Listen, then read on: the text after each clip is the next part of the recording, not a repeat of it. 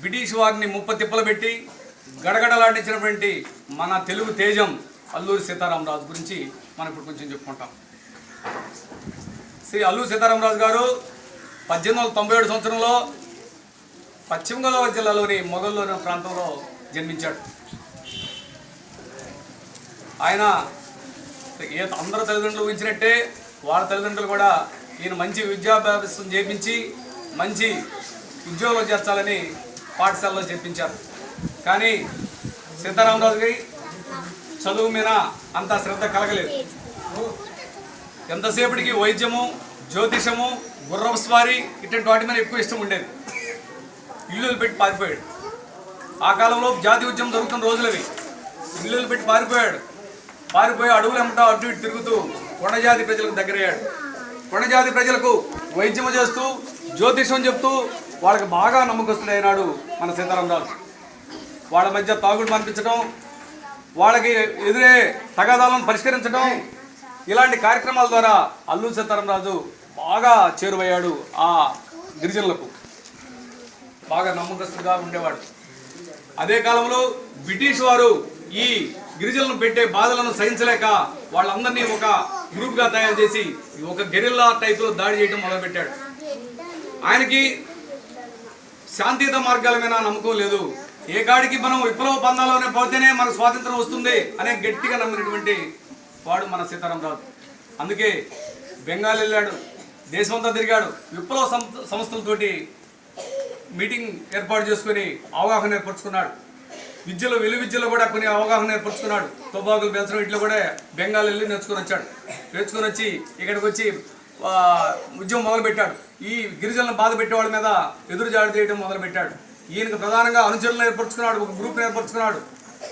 గంటం ద్వారా మల్లు ద్వారా ప్రధాన అనుచరులు ఉండేవాళ్ళు. ఈయనకి బ్రిటిష్ వాళ్ళు గడగడలాడిపోతున్నారు. ప్రతి పోలీస్ స్టేషన్ మీద దాడి చేయడం, ముందుగా హెచ్చరిక చేయకుండానే కొని హెచ్చరిక చేసి మీ కాడికి వస్తున్నాం చూసుకోండి, కాసుకోండి అని చెప్పి ఎన్నో పోలీస్ స్టేషన్లు, చింతలపల్లి, కొండపల్లి, ఎన్నో పోలీస్ స్టేషన్ల మీద దాడి చేసి ఆయుధాలు సమకూర్చుకునేవాడు. ఈ విధంగా ఆయుధాలు సమకూర్చే టైంలో కొంత నష్టం జరిగేది. అక్కడ ఉన్నటువంటి ప్రజలను బాధ పెట్టేవాళ్ళు. ఇంకా బ్రిటిష్ ప్రభుత్వము ఈయన తట్టుకోలేక కొన్ని పోలీస్ స్టేషన్లు కూడా మారుతుంది. అక్కడ ఏం చేయలేక మలబార్ నుంచి థియేటర్ నాయకత్వంలో ఒక పెద్ద సైన్యాన్ని పెంచింది ఈ అడవి ప్రాంతంలో. కానీ అల్లూరి సీతారామరాజు ఆ సైన్యాన్ని చూసి కొంతకాలం కాము ఉండాడు. ఆ సైన్యం అంతా కూడా తర్వాత మళ్ళీ వెళ్ళిపోయాడు. అల్లూరి సీతారామరాజు భయపడి వెళ్ళిపోయాడని చెప్పి వాళ్ళు మళ్ళీ ఉపసంహరించుకున్నారు ఆ సైన్యాన్ని. ఎప్పుడైతే వాళ్ళు ఉపసంహరించుకున్నారో మళ్ళీ అనవరం పోలీస్ స్టేషన్, అన్ని పోలీస్ స్టేషన్ల మీద దాడి చేయడం జరిగింది. తర్వాత పోలీసులు అంతా పారిపోయారు.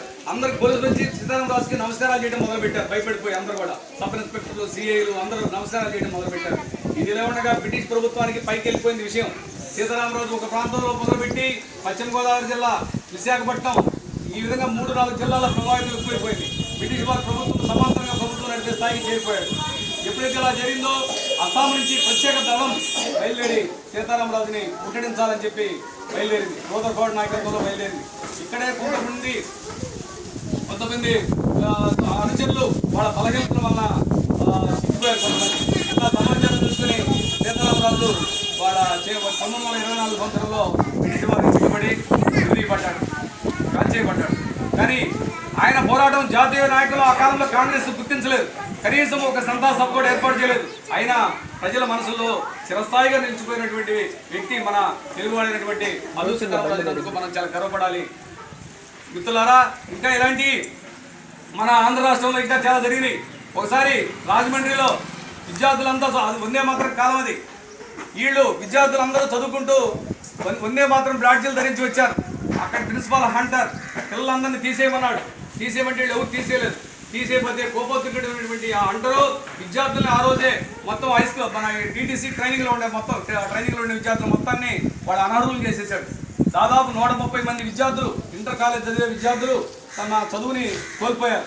ఆ 130 మంది శిక్షలు పడ్డాయి. కొంతమందికి దాదాపు 30 మంది యావజ్యకాల శిక్ష పడింది. ఇలా ఎంతోమంది మన తెలుగు వాళ్ళు కూడా ఈ స్వాతంత్ర పోరాటంలో పాల్గొంచుకున్నారు. తర్వాత మన రాడిచల్ల హరిశర్వోత్తమరావు, వీళ్ళందరూ ఎంతో ఒక విద్యార్థి ఉన్నాడు. మరి గుంటూరు కృష్ణారావు విద్యార్థి, వాడు పాపం కాల్చేశారు బ్రిటిష్ వాడు, ఎదురు తిరిగాడు కాలేజీలోనే. ఈ విధంగా మన తెలుగువాడి జాతీయ పోరాటంలో ఎంతో మంది అసూలు బాసిన వాళ్ళు చాలా మంది ఉన్నారు, జైల్లో పడ్డ వాళ్ళు చాలా మంది ఉన్నారు. వాళ్ళందరూ మన తెలుగు తేజాలైనందుకు మనం చాలా గర్వపడుతున్నాం. ముఖ్యంగా ఇప్పుడు మన పాఠశాలకు చేసినటువంటి గౌరవనీయులు ముఖ్య అతిథులైనటువంటి శ్రీ బ్రహ్మయ్య గారు, ఎంపీడీసీ శ్రీ బ్రహ్మయ్య గారు చేత కొన్ని మీకు స్వాతంత్ర రోజుల గురించి